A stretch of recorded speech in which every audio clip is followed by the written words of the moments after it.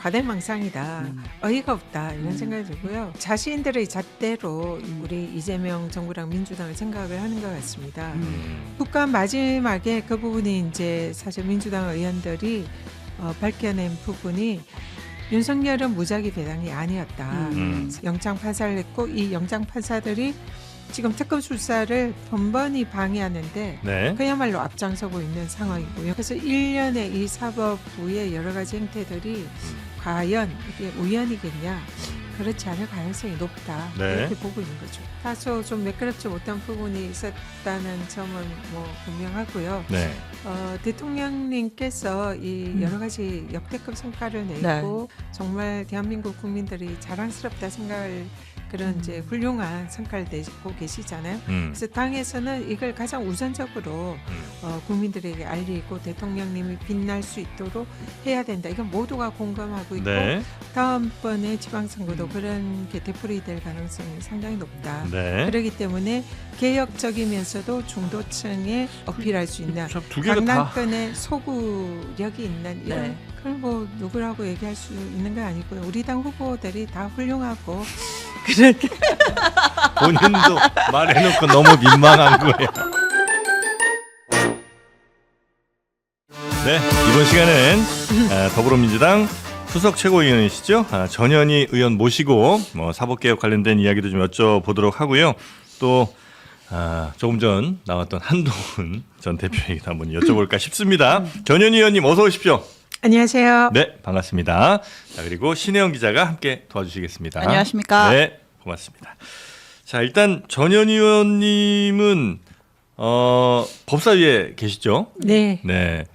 이번 국감 뭐 자평이라기는 조금 그렇습니다. 하여튼 평가하시기에 네. 좀 어땠다라고 말씀 주실 수 있습니까? 법사위가 이번 국감에서 이제 좀 싸움이 많았다. 네. 난장판이었다. 네. 뭐 이런 얘기가 있는데 언론에서 많이 나옵니다. 네, 그렇게. 근데 실제로 많은 네. 성과를 낸 국감이었다. 이렇게 그래요? 자평합니다. 그러니까 사실 뉴스에 나온 건 이제 그런 자극적인 장면들이 많고 네. 실제로는 일 처리되는 것도 꽤 많죠. 네, 네. 사실 이번에 이제 국민의힘에서는 어떻게든 좀 이 법사위 국감을 파행시키려고 하는 그런 의도가 많았다 이렇게 보이고요.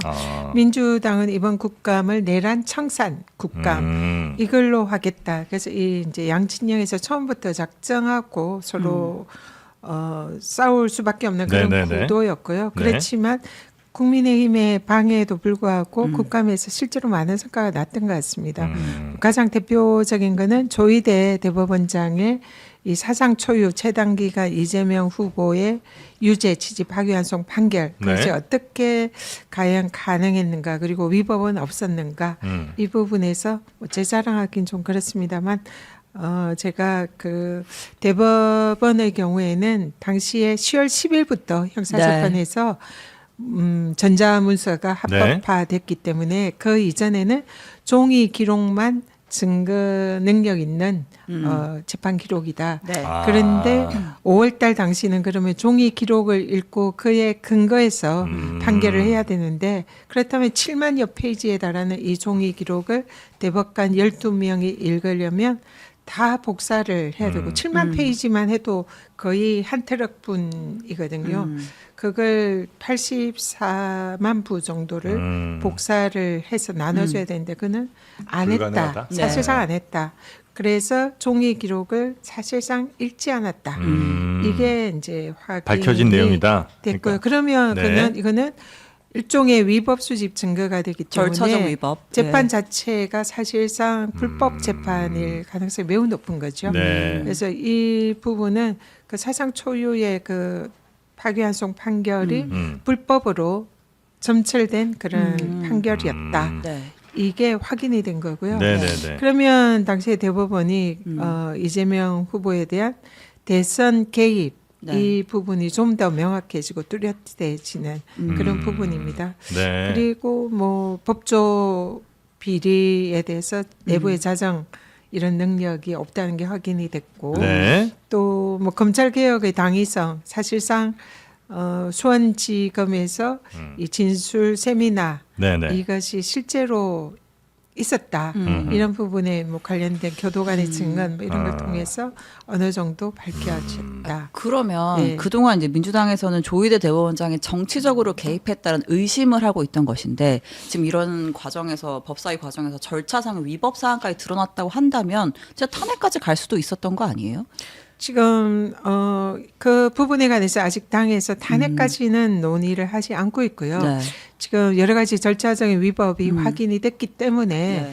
조희대 대법원장이 스스로 결자 해제해라 이런 이제 지금 입장이고요. 그리고 이제 아울러 이번 법원 국감이나 국감에서 밝혀진 이런 거에 대해서 네. 검찰 개혁의 당위성을 검찰 스스로가 자초했다면 네. 이번에 법원 개혁, 사법 개혁은 조희대 대법원이 스스로 자초한 거다. 그래서 지금 사법 개혁에 좀 더 중점을 두고 제도 개선 이쪽으로 예, 방향을 잡고 있습니다. 그 사법 개혁에 뭐 여러 내용들이 있겠습니다만 그 중에 하나가 법원 행정처 폐지하는 것도 들어가죠. 네, 맞습니다. 근데 그 법원 행정처라는 데는 법원 내에서 매우 중요한 역할을 하는 조직은 맞나요? 네, 그렇습니다. 지금 뭐 인사 같은 것도 하고. 법원 행정처가 어떤 조직이냐면 네. 대법원장의 직속 산하 기관이고요. 네. 사실상 이제 대법원장의 뜻에 의해서 움직이는 기구인데 무슨 일을 하는 거죠? 여기가 거기서? 네. 인사, 네. 인사. 예산, 법원 행정 이런 모든 권한이 집중이 집중돼 되어 있는. 있는 곳입니다. 여기를 없애면 그 일은 누가 해요? 그러면 지금은 현재는 법원 행정처장이라고 대법관 네. 이제 그 일을 책임을 맡고 천대엽 있는데요. 행정처장. 네. 네. 그런데 이제 이걸 지금 대법원장이 사실 이번 뭐 이재명 후보 재판에도 확인이 됐지만 대법원장이 재판에 있어서도 영향력이 매우 크잖아요. 네. 그러니까 재판 업무뿐만 아니라 인사, 행정, 예산까지 다 잡고 권한이 그야말로 집중이 된 제왕적 네. 대법원장이라는 거죠. 네. 그래서 이 권한을 이용해서 사실상 재판에도 개입을 하는 게 아니냐 이렇게 이제 보고 있고요. 그래서 이거는 재판과 행정 업무를 분리를 시켜야 된다. 그래서 이 행정 업무는 좀 더 민주적 절차를 가진 구조. 그래서 이제 지금 가칭입니다만 네. 사법행정위원회 사법행정위원회. 위원회를 만들어서 지금은 대법원장에 집중되어 있는 이 상하 뭐 이런 수직적인 네. 그 의사결정 구조지만 이거를 수평적인 의사결정 구조로 만들어서 네. 좀 더 인사나 행정이나 예산 이런 부분이 민주적인 통제를 갖추도록 그런 방향으로 그러니까 지금도 하고 이제 있습니다. 하는 일은 그러면 똑같은데 네. 누구의 통제를 받느냐가 바뀐다는 거예요? 한 사람에게 집중되는 것이 아니라 네. 이제 여러 사람들에게 나누어서 권한을 분산하자 그런 의미인 그럼 거죠. 어떻게 되는 거죠? 뭐 대법관 뭐 열 몇 명이 다 같이 그러면 이 사법행정위원회를 조율한다는 거예요? 아니면 민간에서 들어간다는 거예요? 아니면 사법행정위원회는 지금 역사가 좀 오래 논의된 건 오래가 됐는데요. 네. 김명수 대법원장 시절에 그때 김명수 대법원장이 대법원장의 권한을 내려놓겠다, 분산하겠다 해서 그때 비슷한 구조의 위원회가 논의가 됐고요. 네. 그때는 이제 외부 인사들, 법원 내부 인사들이 이제 위원회를 구성을 해서 거기서 이제 이런 논의를 하는 구조였습니다. 네. 그리고 21대 국회에서 민주당 안으로 또 비슷한 사법행정위원회 안이 논의가 됐고요. 이탄희 의원 네. 법안. 그래서 예. 지금 이제 우리가 논의를 하는 것은 김명수 대법원장 시절 논의안, 이탄희 의원안, 그리고 지금 이제 외부 그런 시민단체나 관련 뭐 변호사 단체나 이런 데서 네. 요청하는 이런 안들을 좀 총합을 해서 위원회를 구성을 하려고 합니다. 위원회를 그러면 뭐 민간단체 혹은 뭐 변호사협회 뭐 이런 데에서 추천받는 사람들을 이 위원회에 집어넣고 이 사람들이 인사나 예산이나 행정을 할 수 있도록 하겠다. 네. 맞나요? 네. 아. 그 위원회도 민주적인 절차로 구성이 돼야 되기 때문에 예. 사법행정위원회를 추천하는 위원회도 또 별도로 구성을 해서 아 그래요? 예, 굉장히 이제 민주적 절차를 단계를 여러 거쳐서 단계를 거치는군요. 예, 그렇게 할 예정입니다. 아 그러면 이 안에 들어가는 사람들은 어쨌든 근데 법원 내 즉 판사 같은 사람들이 들어가는 거죠? 판사들도 들어가고요. 예. 외부에서 뭐 변호사들도 들어갈 수 있고 들어가서 학자들도 네. 들어갈 수 있고 학자나 변호사 같은 민간인이 들어가서 판사 인사에 대해서 영향력을 행사하는 것이 혹시 법적으로는 괜찮은 일이에요? 지금 이제 위헌 소지가 없도록 예. 하는 네. 것이 매우 중요하고요. 네. 그를 위해서 지금 이제 저희 TF가 대부분 법조인이기 때문에 네. 그리고 외부의 헌법 전문가도 지금 이제 함께 활동을 하고 있습니다. 그래서 위헌 소지를 없애고 모두가 수긍할 수 있는 그런 이제 형식으로 만들 예정입니다. 네. 그러니까 지금 헌법에 규정된 거는 법관의 인사권 독립이 있고 그 법관 인사는 대법원장이 한다 이렇게 규정은 되어 있는 네, 거죠. 네. 이제 그러다 그래서- 보니까 이 권한 인사 권한을 민간에게 주는 것이 위헌 논란이 소지가 있을 수 있다. 그러니까 헌법에 규정된 대법원장의 최종 인사 임명권을 네. 건드리지 않는 범위 내에서 즉 위헌이 되지 않는 범위 내에서 그 절차를 민주적인 네. 통제 절차를 갖춘다. 이게 어떤 핵심이다. 게 있을 수 있어요? 그러니까 이제 위원회를 구성을 해서 거기서 네. 이제 추천을 하는 것을 대법원장이 임명하는 뭐 그런 정도로 생각하면 될 것 같습니다. 추천하고 최종 네. 권한을 대법원장에게 네. 주는 네. 이런 방식.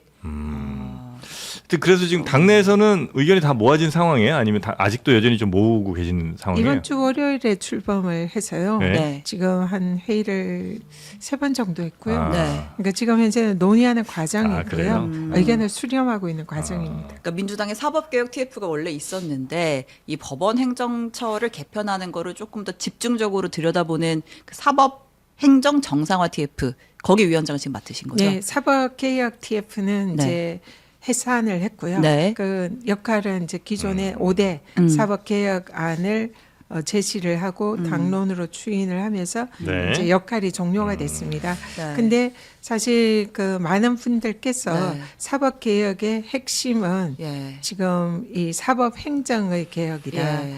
사실상 이 사법행정 권한이 대법원장이 집중이 돼 있다 보니까 네. 법원 내부의 재판 독립이 사실상 방해받고 있다. 그래서 대법원장의 의중이 재판에도 영향을 미친다. 이런 네. 지적이 많았어요. 쉽게 비유를 하면 사실 이제 법원 내부에서도 네. 문제제기가 있었는데 네. 그러니까 이제 이 법원 행정처라고 하는 게 예를 들면 삼성이면 미전실 같은 조직인 거잖아요. 미래전략실. 네, 네, 회장님의 맞습니다. 비서실 같은. 아. 네. 그러니까 여기에 잘 보이지 않으면 내가 다음 인사 때 어떻게 될지도 모르는 거고. 또 이제 엘리트들이 법원 행정처에 가기도 하니까 뭐 이제 거기서 줄 세우기도 할 수 있고 하다 보니까 눈치를 안 볼 수가 없다. 그렇다면 결국 모든 재판에 대법원장의 입김이 행사가 될 수가 있는 거고 거기에 대한 문제의식은 있는 건데 그렇다고 해서 헌법에 보장된 사법부의 독립 혹은 인사권을 민간 영역에 넘기는 것이 맞는지 지금 그게 쟁점인 것 같아요. 그 네. 말씀드렸지만 네. 그런 위헌 소지가 없도록 하는 게 우리 이제 그 네. TF의 네. 역할이고요. 그리고 실제로 이 법원의 인사나 행정에 관해서 왜 대법원장이 사실은 재판 독립이 외부에서의 독립도 매우 중요하지만 법원 내부에서의 독립이 훨씬 중요하다. 다들 이런 지적을 하거든요. 네. 그것을 재판 독립을 내부에서 막는 요인이 대법원장의 이 권력, 권한 집중 이것인데 네. 이것을 분산시켜야 된다. 이런 요구는 사실 법원 내에서도 굉장히 많습니다. 그래서 네네. 실제로 이 행정처를 없애고 행정위원회를 만드는 거는 일선 판사들은 엄청 좋아한다. 네. 왜냐하면 행정처가 너무 권한을 잡고 있다 아. 보니까 그리고 대부분의 엘리트 네. 법관들의 뭐 대법관 진출 이런 코스로 인식이 되고 그렇죠. 있으니까 네. 일선 판사들 경우에는 사실 그 존재가 부담스럽고 별로 긍정적이지 않죠. 네. 그러다 보니까 제가 쭉 여론 수렴을 해보면 반대는 법원 행정처 중심으로 엘리트 법관들 그런 분들이 반대하지만 대부분의 일선 법관들은 그런 안에 대해서 찬성이 굉장히 높다 이렇게 네. 보고 있습니다. 아니 뭐다 엘리트들일 텐데 뭐 그 중에서도 또 엘리트가 또 있는 모양이죠. 이게 네. 판사들의 경우에는 연수원의 이제 성적순 아유. 그게 거의 평생 간다고 예. 하더라고요. 연수원 때 그러니까 몇 점 더 많이. 예, 위에 몇 들어가는지가 사람이 평생 이제 따라붙습니다. 끝까지 예. 대법관으로 가고 그분들이 주로 법원 행정처에 들어가고 그러다 보니까 그런 구조에 대해서는 많은 법관들이 좀 그래요. 불만이 많은 거죠. 알겠습니다. 하여튼 그런 다양한 게 있고. 안이 좀 논의가 돼야 네. 할 것 네, 네, 같아요. 네. 네. 자 그리고 저 조금 전에 뭐 브리핑 시간에 잠깐 다뤘던 내용이긴 한데 혹시 이거 저 파악이 되셨는지 좀 여쭤보려고 그 재판부 특히 이제 직위원 재판부가 배정되는 과정이 원래는 김용현 전 장관이 이건 중요 사건이라 적절한 그 배당을 좀 해야 된다. 이제 요렇게 이제 맨 처음에 판단이 됐었다가 그 일반 사건으로 바뀌면서 무작위로 이렇게 돌려서 그게 직위원 재판부에 배당이 됐고 그다음에 그 관련 사건이라고 해서 윤석열 재판도 여기로 같이 뭐 왔다. 요게 이제 민주당에서 제기하고 있는 문제잖아요. 혹시 이 사안은 혹시 좀 보시고 계세요? 제가 정확히 확인은 못했는데요. 네. 이번 법사위 국감에서 그게 논의가 됐었습니다. 네. 그것도 일종의 주요 성과라고 할 수 있는데요. 음. 그동안 대법원에서는 이 모든 사건은 무작위 배당 원칙이다. 네. 그래서 직위원으로 배당이 된 것도 무작위 배당이다. 네. 이런 입장을 계속 네, 얘기를 네, 해왔거든요. 누구 재판이요? 윤석열 재판. 윤석열 재판. 네. 그런데 국감 마지막에 그 부분이 이제 사실 민주당 의원들이 밝혀낸 부분이 윤석열은 무작위 배당이 아니었다. 사실상 그러니까 기존의 조지호, 김용현 이 재판 그것도 처음부터 그것도 무작위 배당이었는지 그 부분은 일단 의심이 됩니다만 네. 만약에 처음에 한 명이 무작위 배당이 됐다 그러면은 지금 법원에 이번에 확인이 된 거는 무작위 배당 이후에는 관련 사건으로 사실상 지정 배당을 예. 한 거죠. 그래서 네. 윤석열은 예. 무작위가 아니라 지정 배당으로 네. 직위원 재판부에 예. 배당이 그렇죠. 된 겁니다. 예. 그렇기 때문에 이거는 지금 그래서 이제 우리가 그럼 최초에 이 내란 사건이 배당이 된 게 무작위냐 아니면 지정 배당이냐 네. 이 부분은 이제 계속 확인을 네. 요구를 하고 있는데 네. 오늘 제가 뉴스를 그 네. 부분은 확인을 못했습니다만 법원에서는 네. 그 무작위 배당을 했다. 처음에는. 맨 처음에 이제 재판 배당이 이루어진 김용현 사건 네. 같은 경우에는 처음에 이제 즉시 처리를 했다가 네. 일반 사건으로 돌려서 무작위 배당을 했는데 직위원 재판부에 들어갔고 그 이후에 이제 혐의가 유사한 윤석열 재판을 배당해야 되는데 보통 이제 통상적으로 같은 사건 같은 혐의에 연루된 인물들은 같은 재판부에 몰아 넣으니까 그렇게 돼서 따라가게 된 것이다가 이제 법원을 설명을 좀 쉽게 하는 그런 법원이 것 같아요. 국감 때 그렇게 예. 답변을 했습니다. 네. 근데 우리는 그 부분에 좀 의구심이 있다. 왜냐하면 윤석열의 경우에도 무작위 배당으로 네. 계속 주장을 했는데 민주당 의원들이 자료 요구를 하면서 윤석열은 그러니까 지정 배당이 됐다는 걸 저희들이 확인했거든요. 네. 그러면 그 이전에도 사실상 그런 식의 배당이 있었지 않느냐 이게 우리가 가지는 의문입니다. 그리고 법원에서 그걸 밝혀라 이렇게 네. 하는데 이제 법원이 지금 계속 그런 식의 무작위로 입장을 했다. 김용현도 예. 뺑뺑이 돌렸다. 그런데 예. 설령 그게 사실이라 하더라도 네. 직위원 재판부가 지금 정말 이해할 수 없는 그런 행동을 보이고 있잖아요. 그리고 조희대 대법원장이 사실상 이런 윤석열 재판과 이재명 우리 대통령의 재판을 뭔가 처음부터 의도를 가지고 재판부를 구성한 거 아니냐 이런 의문을 저희들은 계속 가지고 있거든요. 네. 그래서 처음부터 대법원에서는 이재명은 유죄로 대통령 자격을 박탈하고 윤석열의 경우에는 재판부 배당을 그 조희대 대법관의 뜻에 맞춰서 배정을 해서 사실상 무죄로 이끌려고 하는 게 아니냐 이제 이게 저희들이 가지고 있는 의심이. 예, 의구심입니다. 네. 근데 법원에 대해서 여기에 대해서 이제 저희들이 계속 파고 있고 어느 정도 윤석열은 적어도 지정 배당이었다는 게 네. 확인이 됐잖아요. 그래서 이 부분은 매우 심각하다. 그리고 영장 판사를 수원지법에서 3명을 정말 그런 경우는 있을 수가 없는데도 불구하고 세 사람을 동시에 영장 판사를 했고 이 영장 판사들이 지금 특검 수사를 번번이 방해하는데 네. 그야말로 앞장서고 있는 상황이고 영장을 계속 기각함으로써 네. 그래서 1년의 이 사법부의 여러 가지 행태들이 과연 이게 우연이겠냐 그렇지 않을 가능성이 높다 네. 이렇게 보고 있는 거죠. 그럼 사법부는 혹은 뭐 대법원장은 본인이 그 전 정부에는 매우 충성을 하고 지금 이재명 정부는 매우 적대적인 마음을 갖고 있고 거기에 말을 잘 듣는 판사들을 이렇게 자기가 꾸려서 지금 현재 상황을 유지하고 있는 거라고 판단하고 계시는 거예요? 아니면 하다 보니 이렇게 된 거예요? 그런 의심이 매우 든다는 거죠. 이 대법원장이 내란 당일 12월 3일에도 그때 당시에 이거는 누가 봐도 위헌 위법인 계엄이 너무나 확실하기 때문에 적어도 대법원은 거기에 대해서 적어도 포고령 1호를 보면 이거는 국회의 권능을 침탈하는 명백한 위헌 계엄이니까 이거는 위헌이다라고 선언을 해주는 게 대법원의 역할인데 오히려 대법원장이 뭐 그때 회의 같은 거 했다고 비상회의를 그러죠? 네. 소집을 해서 네. 어떻게 하면 이 계엄에 뭐 협조를 해서 뭐 합법이라면 우리가 어떻게 대응할까 이런 것을 논의했다라고 법원 행정처장이 얘기를 했거든요. 네. 그러면은 조희대 대법원장이 헌법을 수호해야 하는 역할을 써버리고 사실상 위헌 위법인 비상계엄에 협조하는 행태를 보인 게 아닌가. 이게 어느 정도 확인이 됐습니다. 실제 그때 회의가 있었고요. 네. 그렇기 때문에 이런 점이라든지 그리고 또 사실상 불법적인 절차를 거치면서 재판 기록도 제대로 안 읽으면서 그 순식간에 네. 파기환송 판결을 해서 대선 후보의 자격을 박탈하려 했던 문제라든지 또 직위원 재판부가 윤석열의 그 말도 안 되는 구속 취소 판결을 네, 한 알겠습니다. 거라든지 또 영장 판사들이 내란 특검 수사를 계속 방해하고 있는 이런 행태들을 볼 때 의심스러운 게 이런 것이 많다. 여러 가지 정황상 네. 이게 과연 우연이겠냐 처음부터 의도한 그런 시나리오가 아니겠냐 네. 이런 이제 저희들 의구심을 가지고 있는 거죠. 만약에 그렇다면 그 의구심이 사실로 확인되면 그 판사들도 여러 또 법적 판단을 받아야 되겠네요.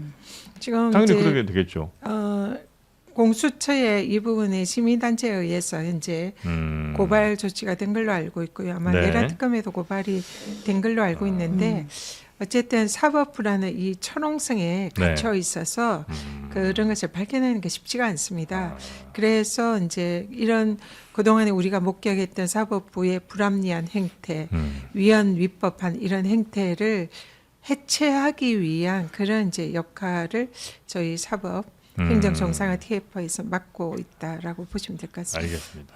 어렵네요. 계속 의심은 되고 사법부는 그런 적 없다라고 얘기를 네. 하고 네. 네. 그렇지만 네. 조금씩 밝혀지고 있고 성과는 많았다. 나오고 있다. 예. 그 재판중지법 같은 경우에도 이제 사법개혁 안에 포함됐던 뭐 나중에 포함됐던 거긴 한데 대통령이 직접 좀 이거는 좀 두자 이렇게 제동을 거셨어요. 근데 이제 그 과정에서 사실은 대통령실에서 당 지도부에게 이제 그 고등법원장 발언 있고 나서도 이거는 굳이 추진 안 해도 되겠다 이렇게 정무수석의 당 대표에게 메시지를 전달했는데 이제 그럼에도 불구하고 이제 정청래 대표는 어떤 좀 정무적인 판단을 해서 좀 추진을 했던 것 같고 이제 그러다 보니까 약간 이게 좀 당정의 소통이 조금 안 되는 거 아니냐 이제 이런 얘기들도 나왔잖아요. 지도부로서 이 상황을 좀 어떻게 보셨는지. 이게 이제 당정의 갈등이 있는 게 아니냐 이런 얘기가 많이 있는데요. 네. 실제로 그렇지 않습니다. 우리 지도부랑 그 용산 뭐 사이에 거의 매일 소통하고 있고요. 중요 안건마다 의논을 하고 협의하는 절차를 가지고 있습니다. 네. 재판 중지법도 마찬가지고요. 그래서 이걸 사실은 이제 원칙적으로 보면은 재판 중지법이라는 형식이 필요는 없습니다. 이미 왜냐하면 중지가 되어 있고 이미 중지가 되어 네. 있고 헌법에 형사불소추 특권이 규정되어 있고 그 소추의 의미가 형소법에 또 규정이 되어 있습니다.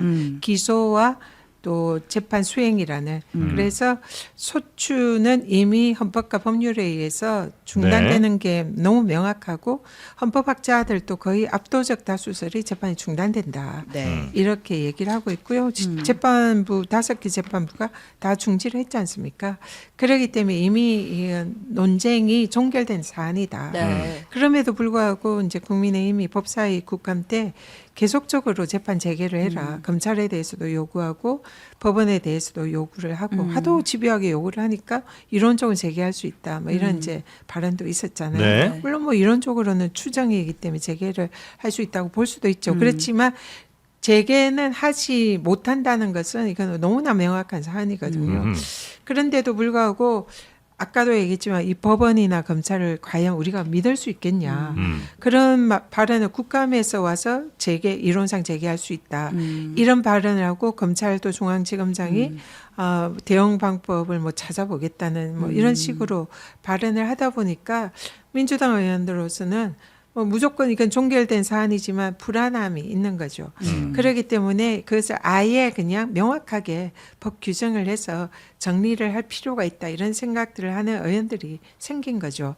그래서 그런 부분에 대해서 이제 논의가 시작이 된 거고 그렇지만 이제 대통령 측과 그 과정에서 소통을 안 한 건 아니고 계속 소통을 했는데 뭐 저희들이 소통을 한다 해도 대통령님과 직접 소통할 수는 없는 거잖아요. 네. 그러니까 대통령실의 이제 주요 책임자들이랑은 네, 뭐 우상호 정무수석도 있고 뭐 강훈식 강훈식 비서실장도 실장이랑 있고 다 소통을 예. 해왔습니다. 네. 근데 이게 최종적으로 우리 대통령님께서 아마 고심을 하셨을 겁니다.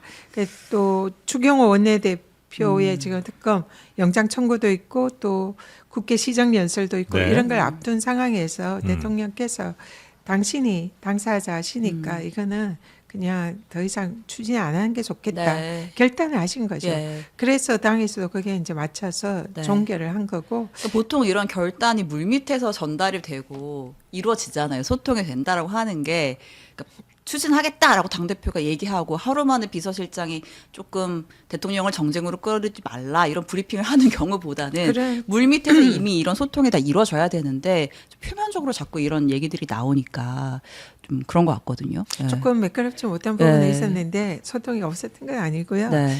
어쨌든 모두가 이 부분은 대통령께서 당사자시잖아요. 그렇죠. 대통령께서 곰침이 아마 많으셨을 거예요. 상상을 해보면. 그렇지만은 이제 대통령님께서 최종적으로 이거는 정쟁의 대상으로 왜냐하면 계속 국힘이 정쟁을 만들고 있었잖아요. 네. 그런 상황에서는 당신으로 인해서 이런 정쟁이 일어나는 게 바람직하지 않다라는 판단을 최종적으로 하신 거고. 네. 그 판단을 우상호 정무수석이 이제 정청래 대표한테 전했다라는 거잖아요. 그럼 이제 이런 대통령실의 의사를 받고 와서 또 당 지도부에서 또 한 번 논의가 있었어요. 그럼에도 아니, 불구하고 하자 집권중지법에 아니다. 대해서는 당 지도부에서 네. 공식적인 논의는 한 전혀 번도 없었어요? 없었습니다.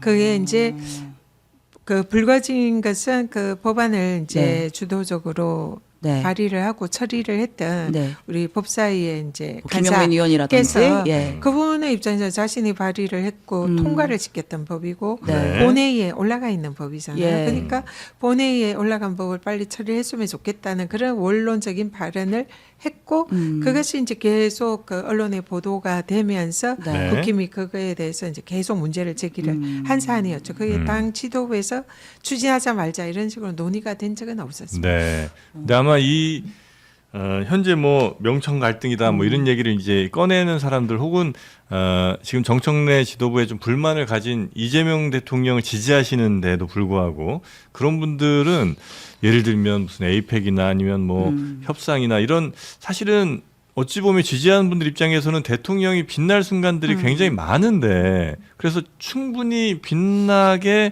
당에서도 좀 잘 도와줬으면 좋겠는데 왜 자꾸 당에서 대통령의 업적이나 이런 것들이 빛나는 것 대신 괜히 뭐 대통령이 마치 재판받기 싫어서 이런 법을 저 여당에 이렇게 잘 해갖고 법 만들게 하는 사람처럼 보이게 하냐 네. 이런 이제 불만이 있는 것 같아요. 네, 네. 그래서 충분히 뭐 그것도 이해는 되거든요. 네, 네. 예, 그러니까 당에서 조금 더 특히나 이제 대통령 굉장히 어려운 상황에서 대통령이 당선됐고 그 이후로 또 여러 일들을 지금 많이 해나가고 있는 상황이잖아요. 네. 이럴 때 더 대통령이 좀 더 돋보일 수 있게 했을 순 없냐 이런 아쉬움을 아마 좀 제기하시는 것 같습니다. 네, 그래서 다소 좀 매끄럽지 못한 부분이 있었다는 점은 뭐 분명하고요. 네.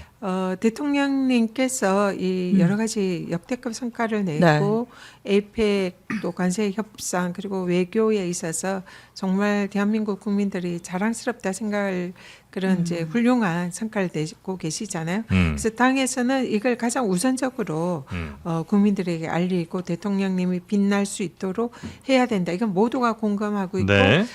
그런 쪽 방향으로 항상 고민하고 신경을 쓰고 있습니다. 근데 그게 예상치 못한 곳에서 또 특히 뭐 야당이 어떻게든 또 그 대통령님 그 성과를 좀 더 뭐 폄훼하려고 할 수 있겠죠. 폄훼하거나 깎아내리려고 하다 보니까 네. 계속 이제 그 주장을 하면은 거기에 대해서 이제 좀 반박을 하거나 이러면 그게 정쟁이 되고 오히려 그걸로 인해서 대통령님 성과가 이제 가려지는 이런 또 미처 저희들이 예상치 못했던 그런 부작용도 있었던 것 같아요. 그래서 그런 부분에 대해서도 항상 기존은 대통령실이 더 돋보일 수 있게 네. 그리고 그 성과를 온전히 국민들과 나눌 수 있게 하려는 그런 쪽으로 항상 신경을 쓰고 네. 있습니다.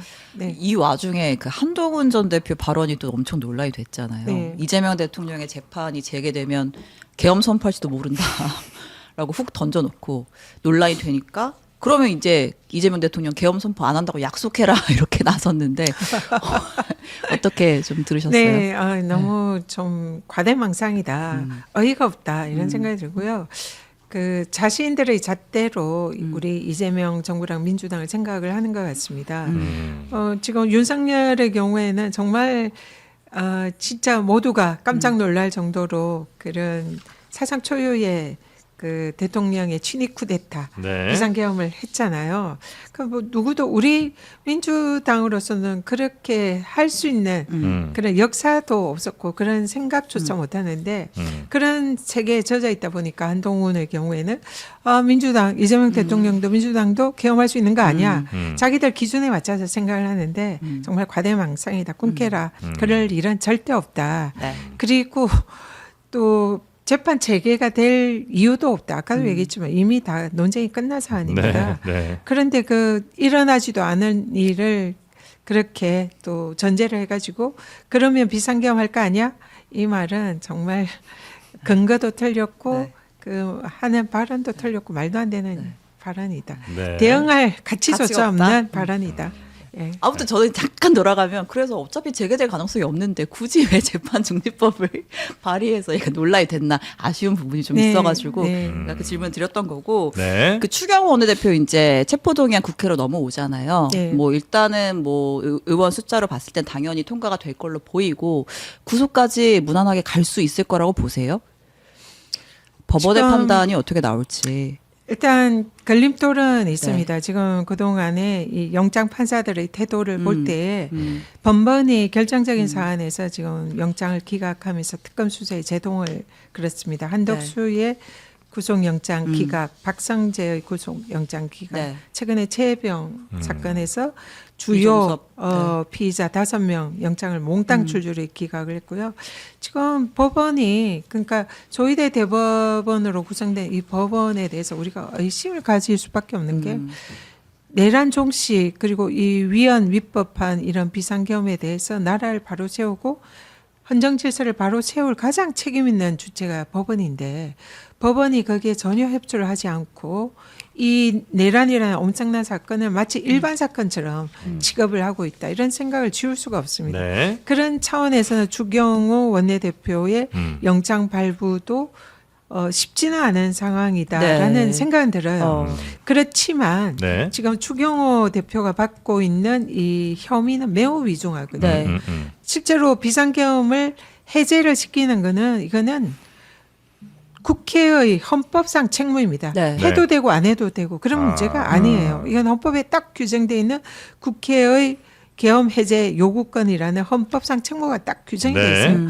그런데 거기에 그 국회의 공당의 원내대표, 그 당시에 국회의원들을 이끌고 이 뭔가 리더하는 그 네. 원내대표가 국회 비상계엄 해제를 하기 위해서 본회의장에 오는 것을 사실상 빼돌려서 당사로 국회 밖으로 빼돌렸단 말이죠. 네. 그리고 그것도 윤석열이 계엄군을 국회에 침투를 시키고 난 직후에 전화 통화를 예. 했습니다. 한 2분인가 했다고 하는데 그 2분이란 긴 시간 동안 무슨 얘기를 했겠냐는 거예요. 내가 계엄군 넣어서 비상계엄해서 민주당 의원 끌어내릴 테니까 국회 안에 본회의장에 들어오면 민주당인지 여당인지 야당인지 구별이 안 되지 않습니까? 그러면은 우왕좌왕 있을 때는 국힘의원들이 들어오면은 만약 계엄군이 들어왔을 때 국힘의원들도 끌려갈 수도 있잖아요. 그러니까 국힘의원들도 체포될 수도 있는 거죠. 네, 네. 그러니까 추정인데요. 들어오지 말고 우리가 민주당 의원들 끌어낼 테니까 국힘의원들 밖에 나가서 있어. 이런 식의 대화가 있지 주고받지 않았을까? 않았을까. 의심을 하고 계신 예, 거고요. 그런 생각이 들고요. 어쨌든 비상계엄의 해제를 표결을 못하도록 네. 빼돌린 것은 거의 확실하다. 네. 그렇기 때문에 이거는 내란의 매우 주요 종사자일 가능성이 높다. 그리고 특검이 구속영장까지 청구한 거는 매우 중요한 스모킹건 네. 빼박 증거를 확보했을 가능성이 높다. 왜냐하면 그때 텔방은 폭발을 했지만 예. 뭐 보좌진이라든지 네. 당직자라든지 여전히 그 기록들은 남아 있을 가능성이 네. 압수수색도 높고요. 했고. 예, 그래서 이 아마 확실한 증거가 있을 가능성이 높다. 네. 그래서 영장 판사들의 방해에도 불구하고 영장이 발부될 가능성 매우 높다 생각합니다. 알겠습니다. 끝으로 어쨌든 내년 지방선거가 또 잘 돼야 국민들의 많은 선택을 받아야 이제 정부나 여당이 어떤 뭐 국정 과제 같은 것도 잘 또 힘 받고 가실 거 아니에요. 제일 이제 중요한 선거 중에 하나가 그 지방선거에 있어서 전체가 제일 중요하겠습니다만 그 중에서도 서울시장 같은 경우 굉장히 중요한 자리 아니겠습니까?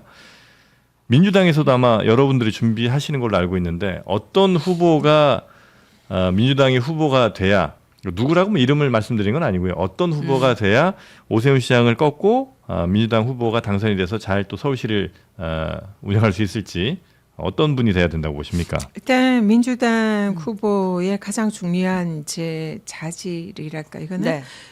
민주당의 가치를 반영할 수 있는 가장 개혁적이고 또 민주당 지지자들과 함께하는 이런 네. 이제 동지적인 이런 그동안의 역할 이런 것이 제일 중요하다 생각합니다. 그러니까 개혁적이고 당원 지지율이 높은 네. 사람. 왜냐하면 그동안 이제 내란 종식 이런 그 상황에서 네. 온 국민들이 함께 이 윤석열 정부를 이제 종식시키고 새로운 이재명 정부를 탄생을 네. 시켰잖아요. 여기에서 함께하면서 우리 지지층에 함께하며 개혁을 네. 함께 해왔던 그 사람이 민주당 후보로서는 가장 중요한 자질이고 또 하나는 그렇다고 해서 우리 지지층만의 그 지지로 서울시는 승리를 할 수가 없습니다. 그렇죠. 네. 왜냐하면은 서울시라는 게 워낙 이제 다양한 네. 이런 성향으로 구성되어 있고 실제로 강남이라든지 또 한강벨트라든지 이 지역은 보수색이 매우 뚜렷합니다. 그분들에게도 별로 예. 거부감 없는 사람. 네, 그래서 네. 실제로 그 우리 한명숙 총리 같은 경우 서울시장 선거에 네. 나왔을 때 예. 우리층 지지자들은 탄탄하게 22개 지역구에서 모두 승리를 했는데 나머지 3개 지역구인 강남 3구에서 표 차이가 월등히 나가지고 정말 아슬하게 패배했던 네. 그런 비토가 좀 심했군요. 그런 보수 그때 쪽에서. 막 때가 밤새 있습니다. 계속 역전에 재역전에 막 그랬었죠. 그래서 우리는 네. 이긴다고 생각을 네. 하고 그냥 안심하고 잤다가 아침에 일어나서 강남에서 뒤집어져서 정말 안타까운 패배를 맛본 적이 있는데요. 실제로 다음번에 지방선거도 그런 게 되풀이 될 가능성이 상당히 높다. 네. 그렇기 때문에 개혁적이면서도 중도층에 어필할 수 있는 두 개가 다 강남권의 소구력이 있는 이런 네. 후보가 개혁적이면서 세 개가 다 되긴 어려운 거 아니에요? 여기 또 강남에서 한번 또 배지 다셨던 우리 또 전현희 의원님. 본인 얘기십니까 지금? 아니 뭐 그게 아니고요. 객관적으로 볼 때 서울시의 승리를 네. 하려면 네. 우리 층의 지지층도 탄탄하게 네. 네. 받을 수 있는 개혁적이면서 또 강남권의 소구력이 있는 이런 후보가 사실상 필승 후보가 아닐까 그게 생각합니다. 누구예요, 그게 그러면? 그럼 뭐 누구라고 얘기할 수 있는 건 아니고요. 우리 당 후보들이 다 훌륭하고 그렇게 본인도 말해놓고 너무 민망한 거야. 다 내 얘기해놓고는 아니 잘 그 제 들어봐. 얘기가 아니고 잘 들어보세요. 전문가들이 그런 이제 네. 지적들을 하십니다. 개혁적인데 당원 지지 높으면서 강남에서도 지지받을 수 있는 사람, 그런 사람이 돼야 되는데 그게 누구냐 하면 그러니까 표의 그 분포를 볼 때는 그게 이제 현실인 거죠. 아니 뭐 따뜻한데 네. 차가운 아메리카노 한 잔 주세요. 뭐 이런 거잖아요 지금. 네, 현실적으로는 네. 그게 그게 돼야 된다. 왜냐하면 그동안 역대 서울 네. 선거가 대부분 우리 지지층에서 압도적 승리를 했다가 강남권에서 네, 표 차이가 네, 네. 너무 나서 네. 떨어진 경우들이 아. 많았습니다. 그러면 어쨌든 민주당에서 출마하신 분들은 당내 경선 전략 따로 본선 전략 따로 좀 이렇게 가야겠네요. 그게 좀 쉽지가 않아요. 그러니까. 경기도 경우에는 예. 이제 진보층이 좀 우세이기 때문에 네. 경선이 곧 본선인데 음. 서울의 경우에는 사실상 강남권과 한강벨트가 인구가 어떻게 보면 더 많습니다. 같이 가져가야 돼. 예, 네. 그렇기 때문에 양쪽을 다 공략할 수 있는 아, 이런 전략이 진짜 어려운 선거다. 네, 어렵습니다. 근데 출마 선언 언제 하실 거예요? 그래서 진짜 어려운데 그거 네. 해낼 수 있는 사람이 네. 본인밖에 없는데. 나다 이거 아니, 언제 하실 거예요? 그렇게 말씀드린 건 아니고 다른 후보들도 다 그런 훌륭한 후보다는 점은 아, 그래요? 저도 네, 그건 인정을 하고요. 네, 네. 저도 인정하고요. 그 마치 이게 저는 경주 찰보리빵이랑 비슷한 느낌인 것 같아요. 아하. 건강에도 좋으면서 맛도 있어야 되잖아요. 네. 실제로 이 빵이 그렇잖아요. 네. 네. 건강에도 좋은데 좋고 맛있는 맛이 또 좋고. 빵. 근데 그럴 수가 있을까요? 빵 맛있어요. 제가 되게 그러니까 좋아하는 말이에요. 빵인데. 네. 강남에서 하나 먹어도 되나요? 아, 드셔도 진짜. 됩니다. 네, 요거. 왜냐하면 지난 우리 대선 때도 사실은 네. 그 서울의 지형은 네. 사실상 보수 우세였습니다. 그렇죠. 진보와 보수 1대1 구도로 하면은 네네. 우리가 서울 지역에서도 대선에서도 졌거든요. 네. 그래서 지방선거 때 만약 1대1 구도로 한다면은 네. 그게 그대로 될 가능성이 높고 그렇기 때문에 보수 쪽에서도 표를 가지고는 이것도 매우 중요한 전략인 것 같습니다. 네. 자, 그래서 경주 분들 정말 고생 많이 하셨습니다. 에이펙 때문에 교통도 많이 불편하셨고. 자, 고생들 많이 하셨는데 그 경주에서 유명한 게 있죠. 찰보리빵 그리고 황남빵. 네. 네, 그래서 그거 저희가 좀 갖고 왔습니다. 시진핑이 먹었던 빵이 이 빵인가요? 아, 황남빵 이거 맞습니다. 네네네. 아, 와. 잘 알고 계시네요. 네네. 그래서 오. 주문 즉시 바로 갓 구워서 보내드리고요. 달달한 간식 생각날 때 전통 방식으로 제조한 경주빵 20개 22,500원입니다. 무료 배송. 그러니까 배송 한 개 한 1,000원 꼴이지. 예, 요 정도 뭐 사실 요즘 빵값 너무 비싸잖아요. 그렇습니다. 간식값 너무 비싼데 요럴 때 딱 갖고 주문해 갖고 집에서 애들 이렇게 하나씩 주시면 아마 다른 빵 찾지 않고 이 경주 찰보리빵 그리고 황남빵 맛있게 먹을 것 같습니다. 구수한 냄새가. 아, 찰보리빵. 하나요? 보리 네. 냄새가 나네요. 네. 맞네요. 지금 그죠? 이게 에이펙 때문에 황남빵을 시진핑 열풍이 불어가지고요. 네. 전 세계에서 주문이 폭주해서 네. 맞습니다. 구하기가 어렵다고 맞습니다. 하더라고요. 일단 현장 가면요 줄을 네. 너무 길게 서고 현장에서 기다리다 못 사시는 분들도 음. 많대요. 근데 어쨌든 저희가 물량을 확보한 거니까 네. 여기서 주문하시면 되겠습니다. 알겠습니다.